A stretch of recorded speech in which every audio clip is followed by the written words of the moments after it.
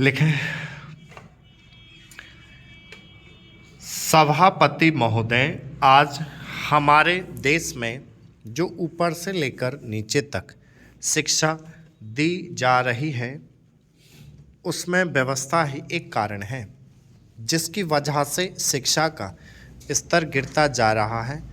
मेरा अपना विचार है कि जो शिक्षा प्रणाली है और जिस रूप में शिक्षा दी जा रही है वही अनुशासनहीनता का भी कारण है।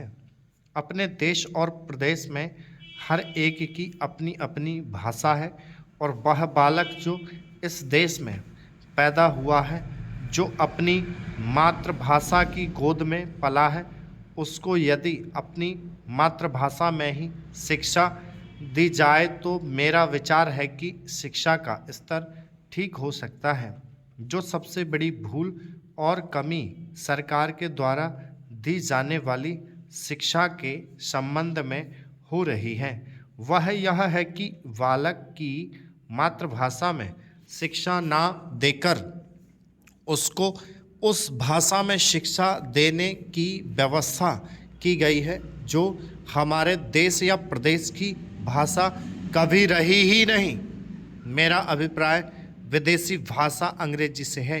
मैं यह मानकर चलता हूँ कि जब से यह भाषा इस देश में आई है, चाहे वह किसी कारण से आई हो, इसे आप भी और इस माननीय सदन के सदस्य भी जानते हैं कि उससे बुरे परिणाम ही निकले हैं। कोई भलाई नहीं हुई है। इस देश को जो हानि हुई है वह किसी से छिपी नहीं है। हम देख रहे हैं कि हमारे यहाँ जितना फैशन बढ़ रहा है और जितनी वेशभूषा बिगड़ रही है वह सब अंग्रेजी भाषा के ही कारण है। जिस समय यहाँ पर अंग्रेज़ों का राज्य था, प्रायः यह देखने को मिलता था कि वे लोग जो विशेष करके किसी न किसी तरह से सरकारी पक्ष के ही होते थे, अंग्रेज़ों से मिलने के लिए जाते समय अंग्रेजी वेशभूषा का ही प्रयोग करते थे।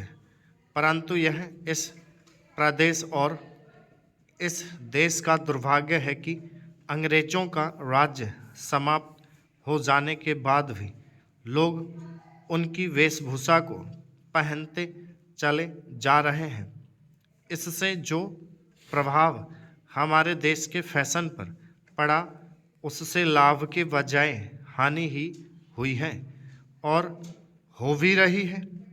मेरा ऐसा विचार है कि अंग्रेजी वेशभूषा से इस देश को बहुत हानि हुई है।